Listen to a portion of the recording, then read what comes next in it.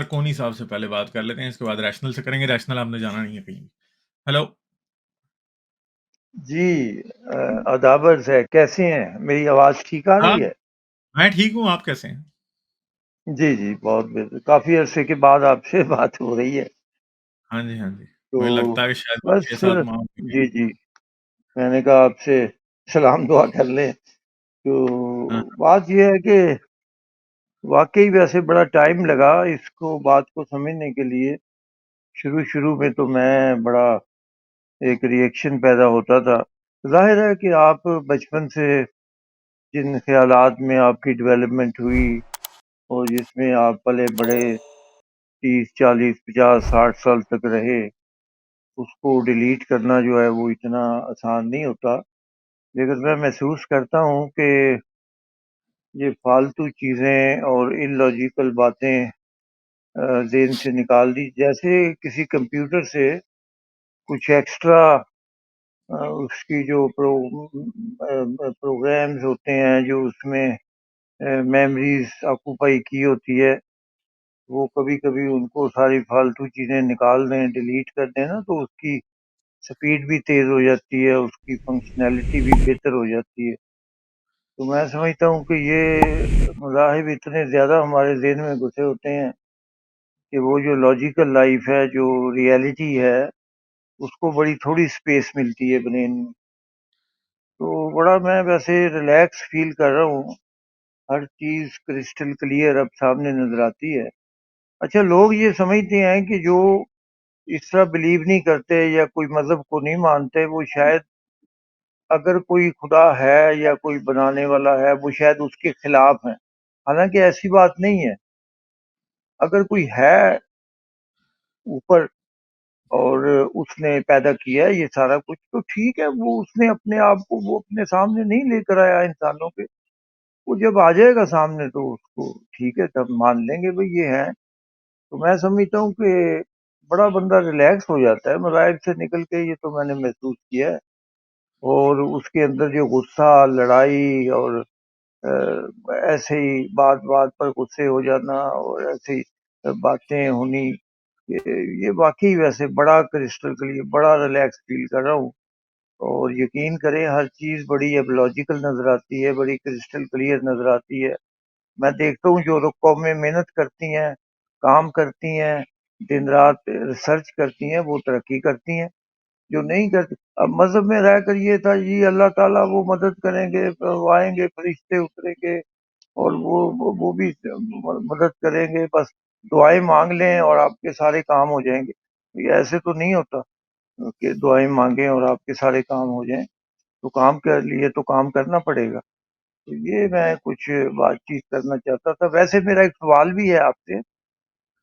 غالب ہاں بھائی جی. یہ بتائیں کہ یہ اتنے سالوں پہلے جو مذہبی کتابیں لکھی گئیں، ویسے ان کے لکھنے والے ان کو تھوڑا اپریشیٹ کرنا پڑتا ہے کہ انہوں نے کس طریقے سے یعنی انسانی نفسیات کو سمجھا کہ انسان ہمیشہ زندہ رہنا چاہتا ہے، وہ مرنا نہیں چاہتا. اس کی سائیکالوجی کو سامنے رکھتے ہوئے جنت کا تصور دیا، اور پھر جو لوگ ظلم کرتے ہیں یا زیادتی کرتے ہیں ان کے لیے دوزخ کا تصور دیا. یعنی وہ لکھنے والوں نے بھی، مذہب بنانے والوں نے بھی انسانی سائیکالوجی کو بڑا استعمال کیا اور اس کی وہ ساری خواہشات اس میں پوری کر دی مذہب کے اندر، جو ان کو ویسے نظر نہیں آتی. تو اس بارے میں اگر آپ کچھ کہنا چاہیں.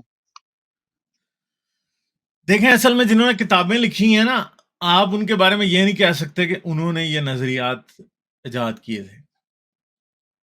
نظریات ایجاد کرنے والے دوسرے تھے، اور نظریات آئی تھنک کہ کسی ایک شخص نے ایجاد بھی نہیں کیے. آفٹر لائف کا نظریہ یہ تو ہم بڑی اچھے طریقے سے جانتے ہیں، یہ تو شاید پچھلے 50,000 سال پہلے بھی انسان اس کو مان رہا تھا.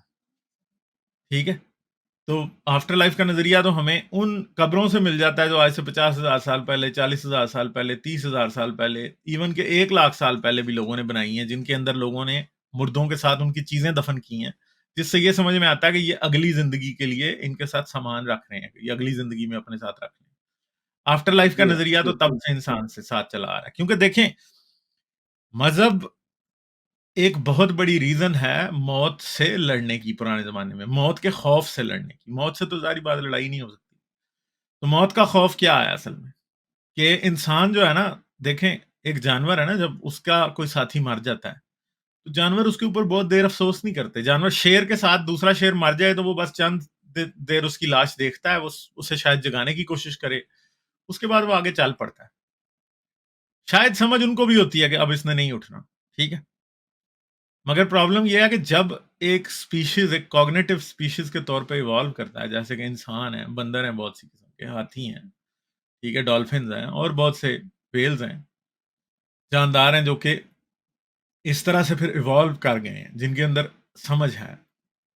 تو جیسے جیسے شعور کی سیڑھیاں یا کانشیسنس کی سیڑھیاں جاندار طے کرتے رہے، سیلف اویئر ہوئے، سیلف اویئر ہونے کے بعد وہ ان کو یہ اویئرنیس آئی کہ دوسرا ساتھی ہمارا جو ہے وہ بھی موجود ہے.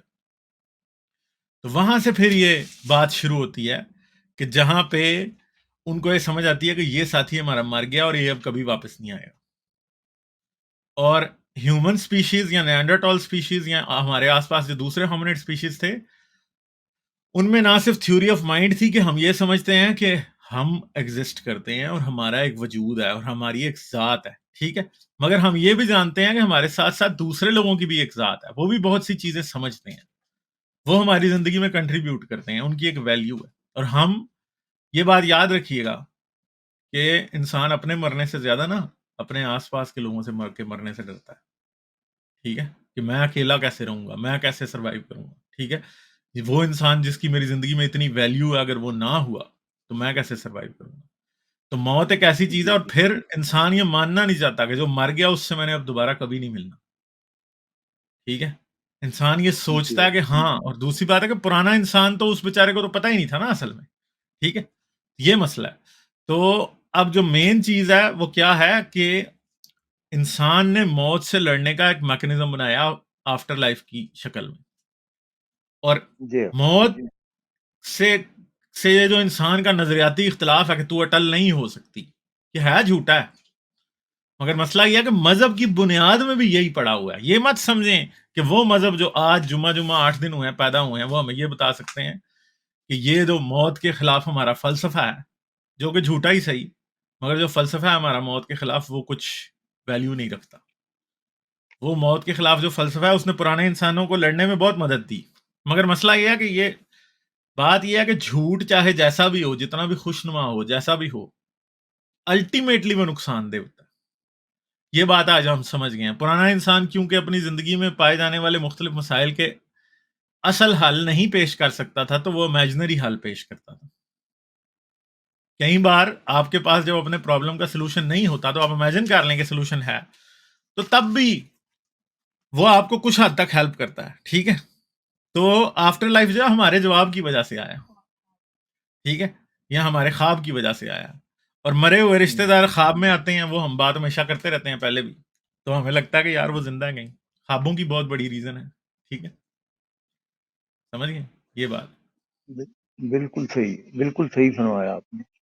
اور اس میں مذاہب پر یقین کرنے کا وہ بنیادی جو آپ نے بات کی کہ موت کا خوف جو ہے نا، یہ انسانوں کو زیادہ وہ اس طرف مائل ہو جاتے ہیں، مذہب کی طرف مائل ہو جاتے ہیں. حالانکہ اگر کسی نے پیدا کیا ہے اور اگر ہو سکتا ہے وہ دوبارہ پیدا کر دے، یہ بھی پاسبلٹی ہے. یہ پاسبلٹی بھی ہے کہ وہ ایسی لائف پیدا کر دے جو آپ ہمیشہ، تو اس کے بارے میں سوچنے کی ضرورت نہیں ہے. اس کے بارے وہ جو ہوگا آگے پھر دیکھی جائے گی، جس طریقے سے بھی وہ کرنا چاہے گا. اس نے تو اپنی مرضی کرنی ہوگی نا، اس نے کسی سے پوچھنا تو نہیں ہوگا. تو اس کو بھی ہم نگیٹ مگر تو نہیں مسئلہ یہ کرتے. ہے کہ وہ ہوگا تو تب نا، ثبوت ہی نہیں ہے جب تو کوئی. پھر ہاں، اور دوسری بات ہے کہ فی الحال انسان اس کا کو یہ بھی فرض کر لینا کہ کسی نے سب کچھ بنایا اور اس کے بعد وہ ہمارا انصاف کرنا چاہتا ہے، یہ بھی تو بیوقوفی کی بات ہے بھائی. آپ کیوں سمجھتے ہیں کہ وہ انصاف کرنا چاہتا ہے؟ ایک اور اسپیکولیشن ہے، دوسری ایک بات ہے کہ امیجنیشن ہے. فزیکل لاز سے جو باتیں سامنے آ رہی ہیں نا، دیکھیں انصاف تو اس کا ہوگا نا جس کے پاس آزاد مرضی ہو. ہمارے پاس آزاد مرضی نہیں ہے بھائی. آپ کی اور میری فری ول تو ہے کوئی نہیں ہے. آپ انسان جو برائی کرتا ہے یا اچھائی کرتا ہے وہ اس کی اپنی مرضی سے نہیں ہو رہی ہوتی، وہ اس کے دماغ उसकी न्यूरोलॉजी है और उसके दिमाग की प्रोग्रामिंग है जिस वजह से हो रहा होता है। जी हाँ, ठीक है, तो इसलिए कोई ये नहीं कह सकता कि अगर किसी खुदा ने हमें बनाया और वो जानता है कि हमारी न्यूरोलॉजी और हमारी ब्रेन की जो प्रोग्रामिंग है वो हमारी अच्छाई और बुराई के लिए जिम्मेदार है और उस प्रोग्रामिंग पे आपका और मेरा कोई हाथ नहीं है, तो वो इंसाफ करना का तसव्वुर भी नहीं कर सकता। अगर मैं उसकी जगह हाँ, होता, बिल्कुल, मैं कभी भी किसी को उसके किए हुए गुनाहों के लिए कसूरवार नहीं ठहरा सकता था, क्योंकि ज़ाहिर-सी बिल्कुल, बात है कि उसका थोड़े अपने कंट्रोल में है इंसान का, बिल्कुल। ठीक और है? जो ज़िंदगी चलें सही है। इंसान के पास है, हाँ जी, जो ज़िंदगी इंसान के पास है उसको एन्जॉय करे, आगे देखा जाएगा जो भी होगा। चलें ठीक है, थैंक यू वेरी मच हाँ, सर। चलें ठीक है, okay, thank you, bye-bye. Like, share और सब्सक्राइब करना मत भूलें। इसके साथ-साथ आप मेरे चैनल को पेट्रियन पर सपोर्ट कर सकते हैं। पेट्रियन का लिंक वीडियो की डिस्क्रिप्शन में है।